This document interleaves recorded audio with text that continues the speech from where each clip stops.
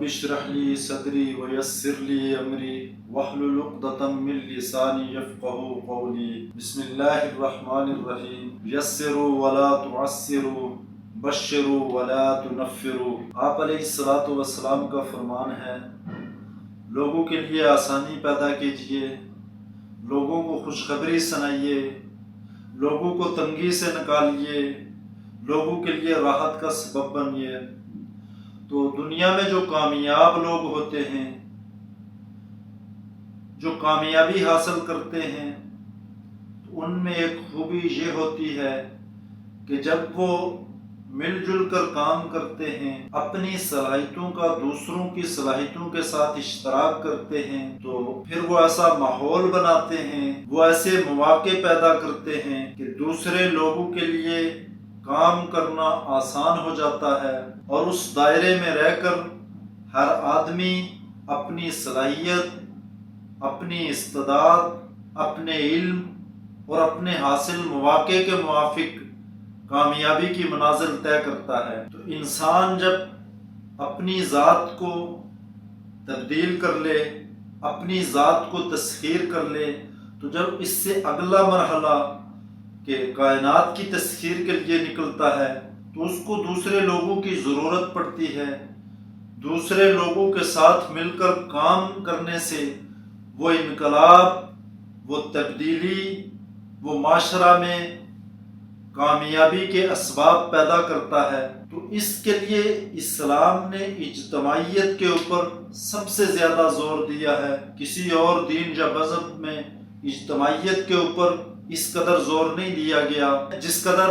اسلام میں اس بات کو اہمیت دی گئی کہ انسان جب اپنی عبادت کرتا ہے، نماز ادا کرتا ہے، تو اس میں وہ جو دعا کرتا ہے، جو سورہ فاتحہ کا مفہوم ہے، تو اس میں وہ ساری انسانیت، سارے لوگوں کی کامیابی کے لیے دعا کرتا ہے۔ اور اللہ کے محبوب صلی اللہ علیہ وسلم کی عملی زندگی سے جو تعلیم ملتی ہے، ایک صحابی رسول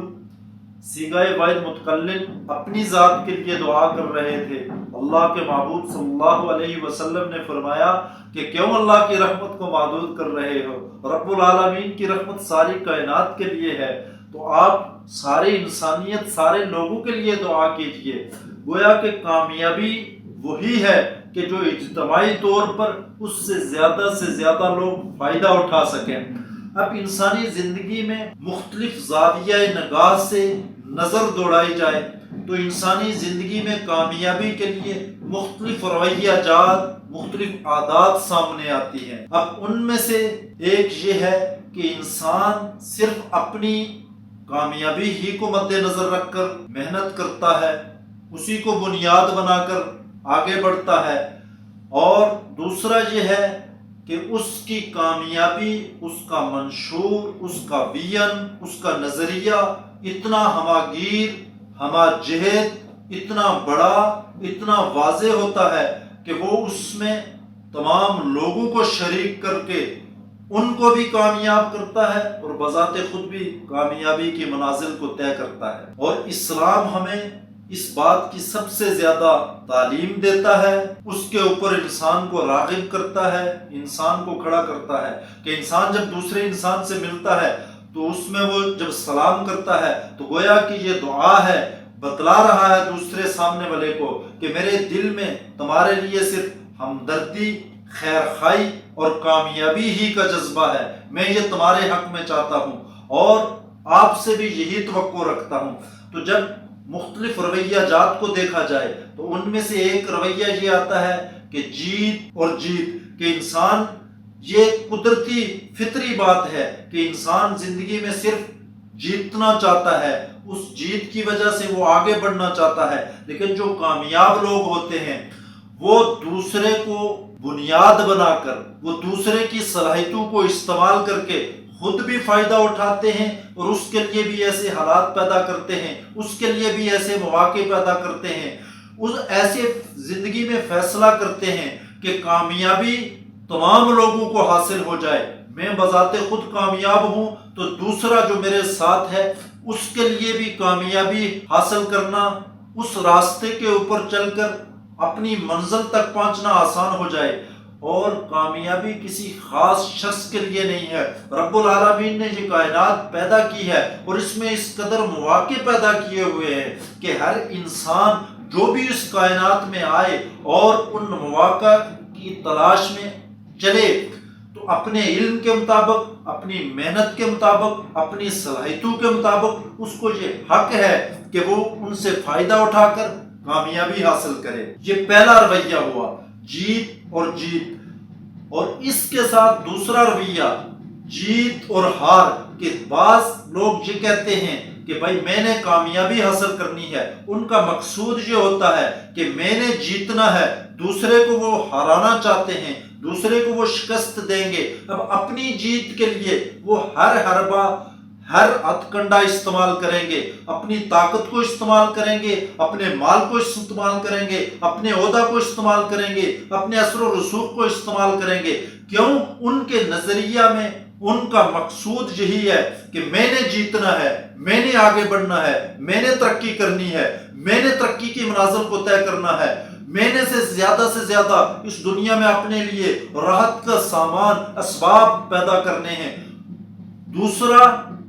کامیاب نہ ہو اور دوسرے کی ناکامی اور اپنی کامیابی کو وہ بنیاد بنا کر آگے چلتے ہیں۔ یہ رویہ اسلام اس کی مذمت کرتا ہے۔ اس سے انسان میں خود غرضی، انسان میں لالچ اور وقتی نفع آتا ہے، گویا کہ وہ دائمی طور پر اس نظریہ کو لے کر، اس رویہ کو پروان چڑھا کر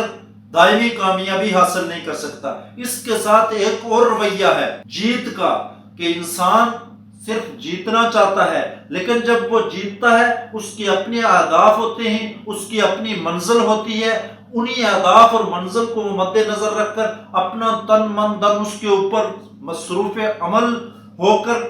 ہر اپنی صلاحیت کو بروئے کار لا کر وہ آگے بڑھنا چاہتا ہے۔ اس کو اس سے غرض نہیں ہوتی کہ دوسرا کامیاب ہوتا ہے، دوسرا جیتتا ہے یا دوسرا ہارتا ہے۔ اس کے سامنے اپنے اہداف، اپنی منزل ہوتی ہے اور وہ اس کے حصول کے لیے اپنی توانائی صرف کرتا ہے۔ اور ترقی یافتہ اور معاشرہ میں یہی اسی چیز کو لوگ بنیاد بنا کر کوشش کرتے ہیں۔ ایک نقطہ نظر سے یہ رویہ تو اس حد تک ٹھیک ہے کہ انسان بذات خود ذات کے اعتبار سے کامیابی چاہتا ہے، دوسرے کا نقصان نہیں کرنا چاہتا، لیکن اس نقطہ نظر سے کہ یہ بھی کوئی دائمی چیز نہیں ہے کہ وقتی تو وہ کامیاب ہو جائے گا لیکن اس کو دوسرے سے، اس کی صلاحیتوں سے کوئی اور فائدہ نہیں اٹھا سکے گا۔ تو یہ بھی اسلامی نقطہ نظر سے، اسلامی تعلیمات کی روشنی میں زیادہ حوصلہ افزا رویہ نہیں ہے۔ اس کے ساتھ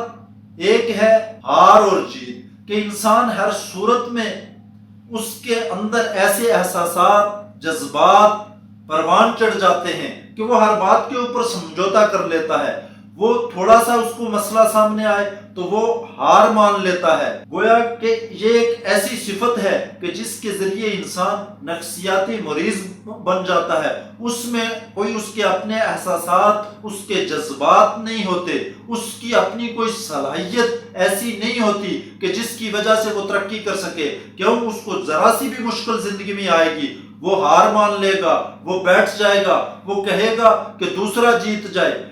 گویا کہ وہ آگے ترقی کرنا ہی نہیں چاہتا۔ اس نے اپنے ذہن میں، اس نے اپنے دل میں، اس نے اپنے دماغ میں اس بات کو بٹھا لیا ہے کہ میری زندگی کے لیے، میری ذات کے لیے کوئی موقع موجود ہے ہی نہیں، میں آگے بڑھ ہی نہیں سکتا، میں ترقی کر ہی نہیں سکتا۔ تو اس لیے وہ دوسروں کو مورد الزام ٹھہراتا ہے لیکن بذات خود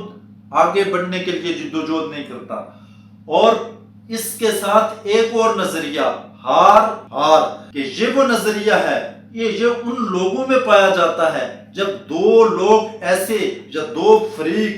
دو قبیلے یا دو قومیں جو اپنی اپنی اناؤں میں اس خول میں بند ہو جاتے ہیں کہ میں نے ہر صورت دوسرے کو شکست دینی ہے، دوسرے کو ناکام کرنا ہے۔ ان کو اس سے کوئی غرض نہیں ہوتی کہ وہ بذات خود جیتتے ہیں یا ہارتے ہیں۔ میں خود بھی ہار جاؤں لیکن دوسرا نہ کامیاب ہو جائے، مجھے بے شک شکست مل جائے، میری شخصیت مٹ جائے، مجھے جس ناکامی کا سامنا کرنا پڑے، لیکن میں دوسرے کو آگے نہیں بڑھنے دوں گا۔ گویا وہ یہ جذبہ ہے کہ انسان کے دل میں انتقام کی آگ بڑھتی رہتی ہے. وہ یہ سمجھتا ہے کہ وہ دوسرے کو شکست دے رہا ہے، دوسرے کو ہروا رہا ہے، لیکن در حقیقت وہ اس انتقام کی آگ میں بذات خود جلتا رہتا ہے، اور جس کی وجہ سے بعض اوقات یوں ہوتا ہے کہ اس انتقام میں دوسرے کو اس نے ختم کر دیا، اس سے بدلہ لے لیا، اس کی زندگی کو تباہ و برباد کر دیا، اس کی زندگی تباہ و برباد کر کے وہ خود بھی پھانسی کے پھندے کے اوپر جھول جائے گا، لیکن دوسرے کی ہار سے اس کو جو وقتی تسکین ملے گی، اس تسکین کے حصول کے لیے وہ اپنی شکست کو بھی قبول کر لے گا. اب یہ 5 طرح کے زاویہ ہے نگاہ کہ انسانی زندگی میں آگے بڑھنے کے لیے یہ 5 طرح کے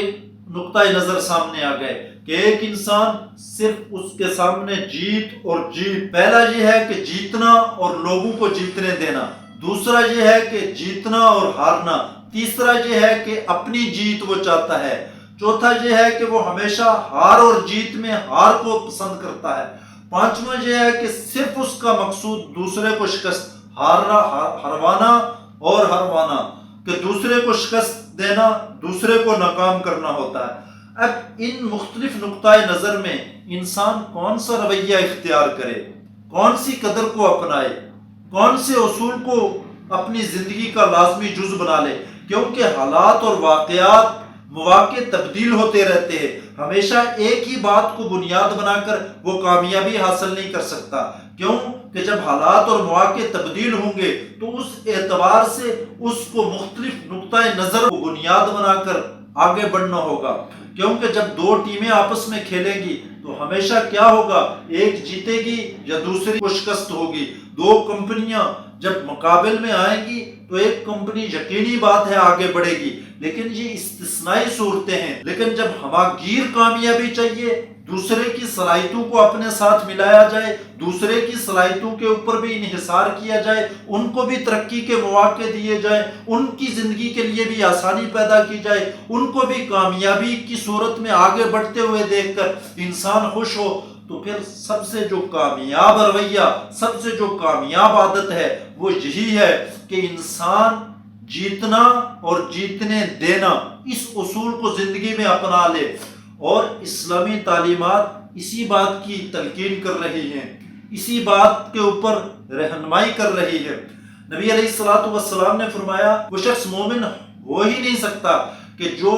اپنے لیے پسند کرتا ہے وہی اپنے بھائی کے لیے نہ پسند کرے. گویا کہ اگر میں زندگی میں بذات خود خوشی چاہتا ہوں، میں بذات خود کامیابی چاہتا ہوں، میں اپنے لیے ترقی چاہتا ہوں، میں اپنی ذات کے لیے خیر خواہی چاہتا ہوں، میں اپنی ذات کے لیے ایک ایسی منزل کے اوپر پہنچنا چاہتا ہوں کہ جس کی وجہ سے میرے ظاہر کو، میرے باطن کو تسکین حاصل ہو، سکون ملے، دوسرے لوگ مجھے دیکھ کر یہ بات محسوس کریں کہ واقعی میں نے زندگی میں کوئی بڑی اچیومنٹ کی ہے، کامیابی حاصل کی ہے. تو اسلامی نقطہ نظر سے یہ صرف اس کے دنیاوی کامیابی کے لیے ضروری چیز نہیں، بلکہ اس کے دین کا، دین اسلام نے حصہ بنا دیا ہے کہ وہ یہی دوسرے کے لیے بھی اس کے یہ جذبات ہوں، دوسرے کے لیے بھی اس کے لیے یہ احساسات ہوں، دوسرے کے لیے بھی اسی طرح ہمدردی ہو، دوسرے کے لیے بھی خیر خواہی ہو، دوسرے کے راستے میں آنے والے کانٹوں کو بھی وہ اسی طرح چن لے تاکہ وہ بھی آگے بڑھ سکے. اس طور پر جب صلاحیتوں کا اشتراک ہوگا، ایک دوسرے کے اوپر انحصار ہوگا، اس طرح جب جماعت بنے گی، کوئی ٹیم بنے گی، تو وہ کمپنی، وہ افراد، وہ جماعت، وہ معاشرہ ترقی کرتا جائے گا. اور نبی علیہ الصلوۃ والسلام کی زندگی سے یہی مجھے اور آپ کو تعلیم ملتی ہے. اور کامیاب لوگ جو ہوتے ہیں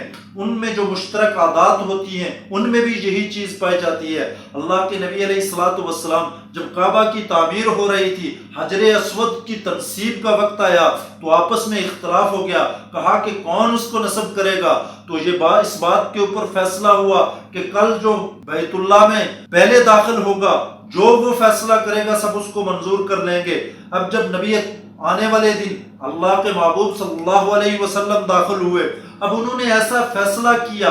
کہ انہوں نے حجر اسود کو منگوایا اور ایک چادر میں رکھ کر جتنے بھی قبائل کے لوگ تھے ان سب کے سرداروں کو کہا کہ اس چادر کو اٹھایا جائے، اور حجر اسود جب قریب پہنچ گیا اس جگہ کے خود تنصیب کر دی. گویا کہ نبی علیہ الصلوۃ والسلام نے ایسی بہترین ہمدردانہ راہ اختیار کی جو سب کے لیے خوشی کا سبب بنی، گویا کہ ہر فریق نے اپنے آپ کو کامیاب سمجھا۔ اس کے لیے جو سب سے زیادہ بہترین رویہ ہے کہ خود بھی بندہ جیتنا چاہے اور اپنی جیت کے ساتھ دوسرا جو سامنے والا ہے، جو میرے ساتھ موجود ہے، جو آگے بڑھنا چاہتا ہے، وہ بھی اپنی صلاحیت، اپنے علم اور استعداد کے موافق مواقع سے فائدہ اٹھا کر ترقی کی منازل کو طے کر سکے۔